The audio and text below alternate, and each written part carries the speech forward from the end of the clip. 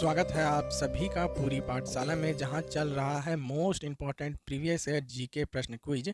जो आप भारत में किसी भी एग्ज़ाम की तैयारी कर रहे हो, रेलवे, एसएससी या फिर किसी भी स्टेट एग्ज़ाम की, तो ये काफ़ी इंपॉर्टेंट होगा आपके आगामी एग्ज़ाम के लिए।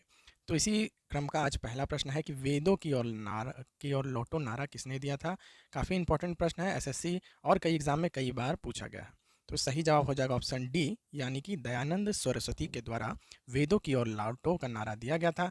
वहीं से एक और प्रश्न आपने याद रखना है कि आर्य समाज के संस्थापक कौन थे। तो ये भी दयानंद सरस्वती थे, जिन्होंने आर्य समाज की स्थापना की थी। तो ये भी पूछा जाता है, एक्स्ट्रा फैक्ट इंपॉर्टेंट है, आपने ये भी याद रखना है। पिट्स बिल किसने पेश किया था। देखिए, पिट्स बिल रेलवे में कई बार पूछा गया प्रश्न है। तो वारेन हेस्टिंग जो थे, उन्होंने पिट्स बिल पेश किया था। कब पेश करते हैं? 1784 में। और इसके द्वारा होता क्या है कि ब्रिटिश सरकार जो थी वो भारत में और ज़्यादा अच्छे तरीके से भारत में अपना स्वामित्व फैला सके, उसलिए ये पिट्स बिल पेश किया गया था ईस्ट इंडिया कंपनी को सपोर्ट करने के लिए भारत में, और उनकी शक्तियों को बढ़ाया गया था इस बिल के जरिए। देखिए, बोल रहा है कि भारत में सिविल सेवा के लिए चुने गए पहले भारतीय थे। तो यूपीएससी का जो प्री का एग्जाम हुआ था, उसमें ये प्रश्न आपके एग्जाम के लिए पूछा गया था। तो पहले भारतीय कौन थे? बहुत ही आसान सवाल है, सत्येंद्र नाथ टैगोर जी थे। सिविल सेवा के लिए चुने गए पहले भारतीय थे। 1863 में उनको सिविल सेवा के लिए चुना जाता है, फिर इनको ट्रेनिंग के लिए भेजा जाता है, और उसके बाद 1864 में ये अपनी पद संभालते हैं कलेक्टर के रूप में। पहली टेलीग्राफ लाइन कब शुरू होती है? देखिए, कितना इंपॉर्टेंट प्रश्न है, एसएससी, रेलवे और कई एग्जामों में, बीपीएससी तक में पूछा गया है। तो देखिए, 1851 में जो है भारत में पहली टेलीग्राफ लाइन शुरू होती है। एक और प्रश्न इससे ये पूछा जाता है कि कहाँ से कहाँ तक होती है। तो आपने ये भी याद रखना है कि ये जो है कलकत्ता से लेकर डायमंड हार्बर बोल के एक जगह है पश्चिम बंगाल में ही, कलकत्ता के पास, जो ये पोर्ट है डायमंड हार्बर, जो समुद्र के पास है। तो इनके बीच वार्तालाप करने के लिए पहली टेलीग्राफ लाइन शुरू होती है कलकत्ता से डायमंड हार्बर के बीच। भारतीय संविधान सभा के संघीय शक्ति समिति के अध्यक्ष कौन थे?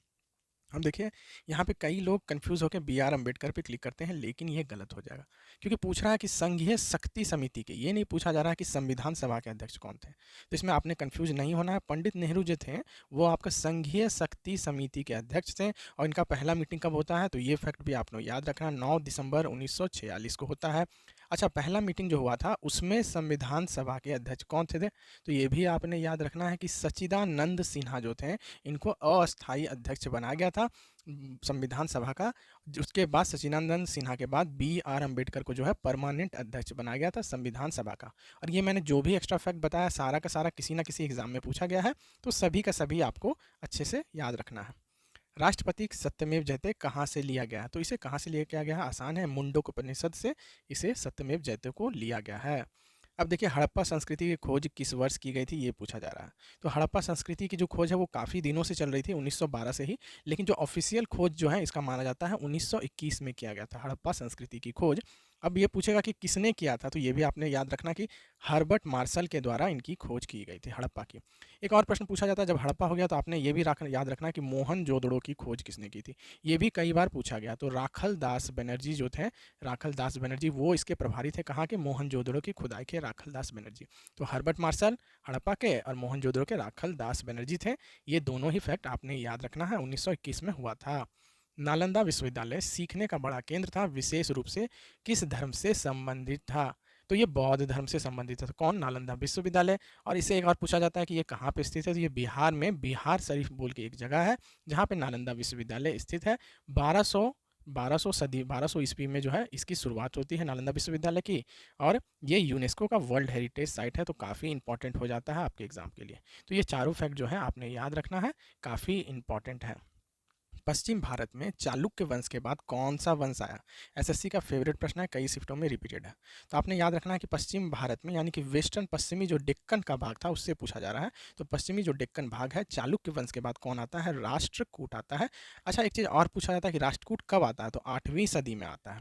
दूसरा प्रश्न ये पूछा जाता है कि राष्ट्रकूटों की राजधानी कहाँ थी? तो बादामी, या फिर आपको ये भी दे सकता हूँ ऑप्शन में कि वातापी जो थी, ये भी राष्ट्रकूटों की ही राजधानी थी, बादामी या वातापी 8वीं सदी में थी। देखिए, एक ही प्रश्न के कई फैक्ट मैं जो बार बार रिपीट कर रहा हूँ, ताकि आपको दिमाग में अच्छे से बैठ जाए, आप इसे अभी का अभी याद कर लें। बाद के लिए कुछ भी नहीं रखना है, सबका सब आपको अभी याद करने की कोशिश करनी है। और बाद में जब आप इस वीडियो को दोबारा देखेंगे तो आपके दिमाग में अच्छे से बैठ जाएगा और आपको एग्जाम तक याद रहेगा। कौन सी बौद्धों की पवित्र पुस्तक है पूछ रहा है, तो त्रिपिटक जो है बुद्धों की पवित्र पुस्तक है। जैसे जैन धर्म में त्रिरत्न होता है, तो बुद्ध धर्म में भी जो है त्रिपिटक होते हैं, बुद्ध धर्म की पवित्र पुस्तक है। अब बुद्ध धर्म के रचयिता कौन थे, ये तो आपको पता है, गौतम बुद्ध थे। तो गौतम बुद्ध का नाम, ये एक प्रश्न पूछा जाता है कि गौतम बुद्ध को जो है ज्ञान की प्राप्ति कहाँ होती है, तो ये गया में होती है। कहाँ होती है, बोधि वृक्ष के नीचे होती है, ये भी आपने याद रखना है।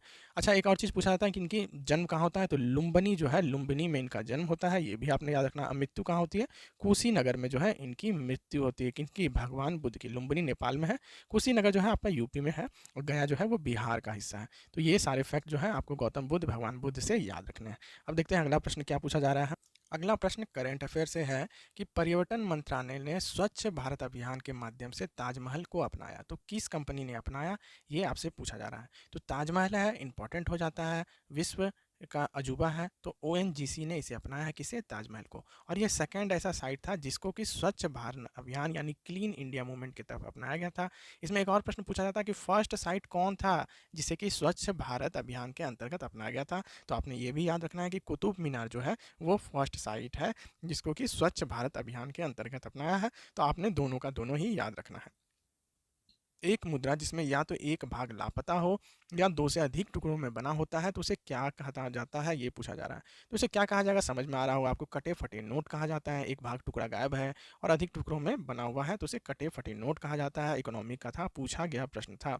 देश में पहला आधार आधारित, देख रहे हैं, आधार कार्ड पे डिपेंडेंट एटीएम किस बैंक द्वारा शुरू किया गया है, ये पूछा जा रहा है। तो इंपॉर्टेंट हो जाता है। इसमें क्या होता है कि आपको पिन ले जाने की जरूरत नहीं है, ना ही आपको एटीएम कार्ड ले जाने की जरूरत नहीं है। आपको क्या करना है, बस आधार कार्ड लेके जाना है, और उसके बाद वहाँ पे एक बायोमेट्रिक डालने का ऑप्शन है, वहाँ पे आप अपना फिंगरप्रिंट दीजिएगा, और बस आप जितना चाहे उतना अमाउंट निकाल सकते हैं जो आधार कार्ड आपके बैंक अकाउंट से लिंक्ड है उसके जरिए। तो इसे 2017 में इसकी शुरुआत की गई थी, किसके द्वारा, डीसीबी बैंक के द्वारा इसकी शुरुआत की गई थी। अभी भारतवर्ष में ये ट्रायल पे है और कई जगहों पे अभी तक लगाया जा चुका है। अब देखिए, मुद्रा बैंक जो है हमेशा बहुत इंपॉर्टेंट रहा है, क्योंकि माइक्रो फाइनेंस से या कृषि से संबंधित कोई भी बैंक हो तो वो एग्जाम में आता ही आता है। तो मुद्रा बैंक किसकी सहायक कंपनी है, ये पूछा जा रहा है। तो ये सिडबी की सहायक कंपनी है।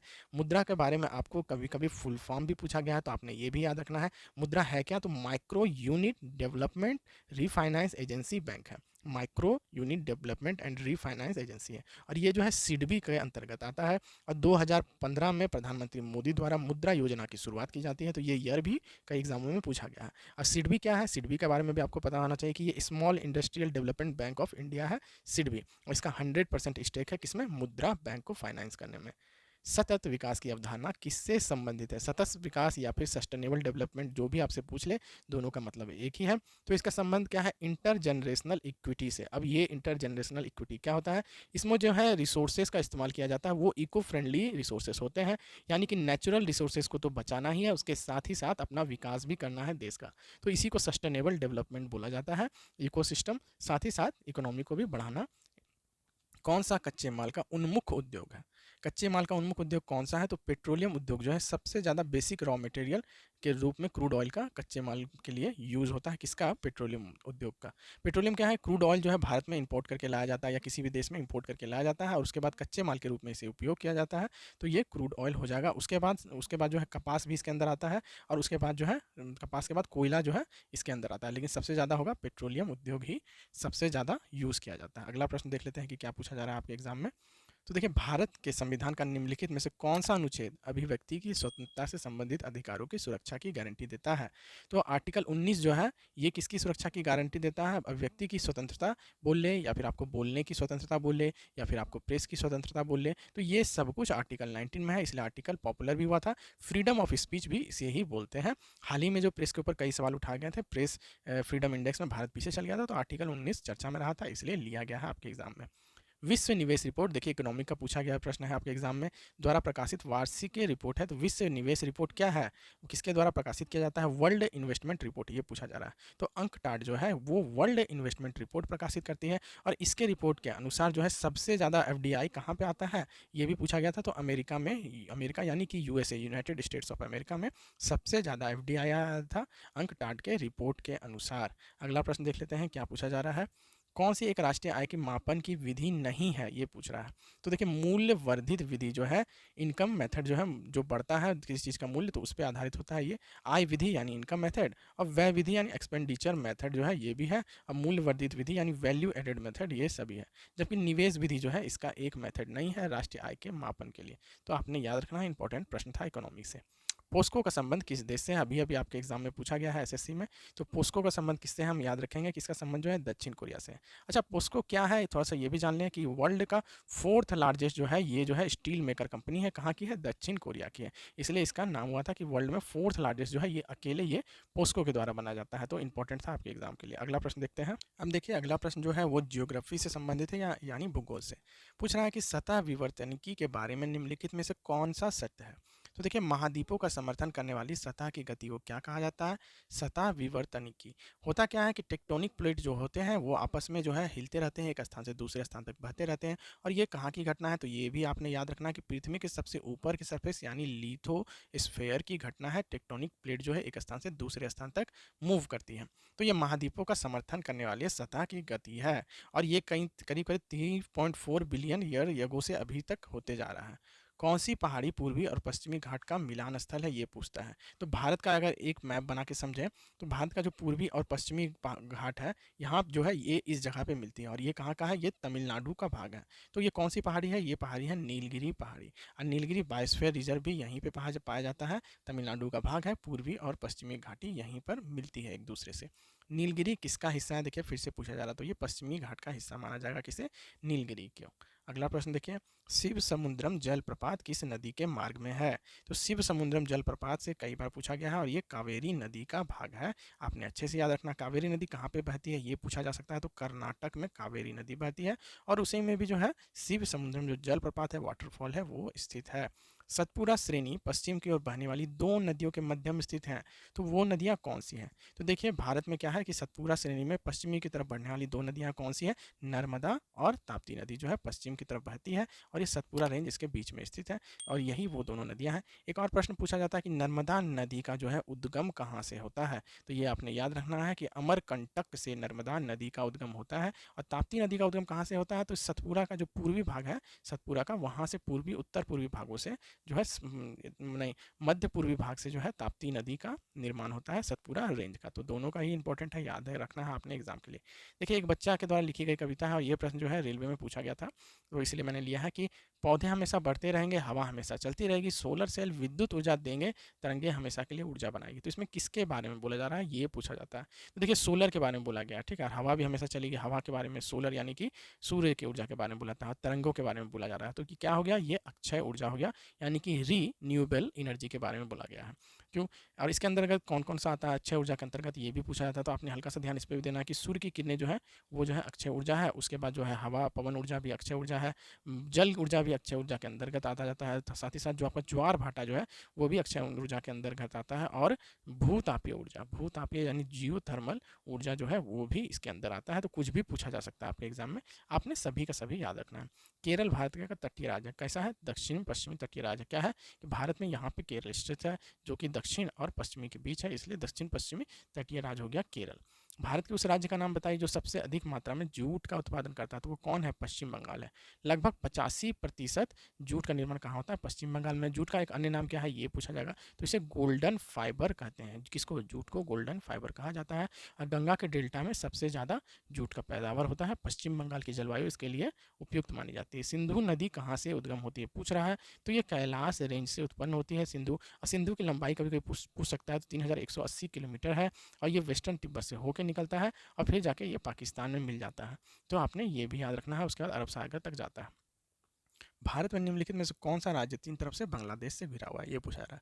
तो देखिए इसको ऐसे याद रखिएगा ताकि आपको ज़िंदगी भर याद हो जाए। एक बांग्लादेश का मैं मैप बनाने की कोशिश कर रहा हूँ, तो आप इसे थोड़ा अच्छे से समझ पाएंगे, ठीक है। और मैप थोड़ा सा गलत सही बने तो आप माफ़ कीजिएगा। तो देखिए ये जो है ये त्रिपुरा नाम का जो है भारत का स्टेट है, जहाँ पे इसका उत्तरी भाग, पश्चिमी भाग और दक्षिणी भाग तीनों जो है बांग्लादेश से घिरा हुआ है। हालांकि मैंने इतना अच्छा मैप नहीं बनाया है, लेकिन आपके समझने के लिए। जबकि पूर्वी भाग जो है त्रिपुरा का बचा हुआ है, जिसमें मिजोरम जो है भारत इसके पूर्वी भाग में है। मिजोरम, मणिपुर और असम जो है इसके पूर्वी भाग में स्थित है। वहीं त्रिपुरा जो है तीन तरफ से बांग्लादेश से घिरा हुआ है। तो ये आपने याद रखना है। तो ये था ज्योग्राफी का आखिरी प्रश्न आज का, और उसके बाद आपके लिए और ढेरों सारा प्रश्न के साथ मिलेंगे कल के वीडियो में। तब तक के लिए अगर आप चैनल पर नए हैं तो सब्सक्राइब कर लें, वीडियो को ज़्यादा से ज़्यादा दोस्तों के साथ शेयर कर लें। साथ ही आपका कोई सवाल है तो वो आप कमेंट बॉक्स में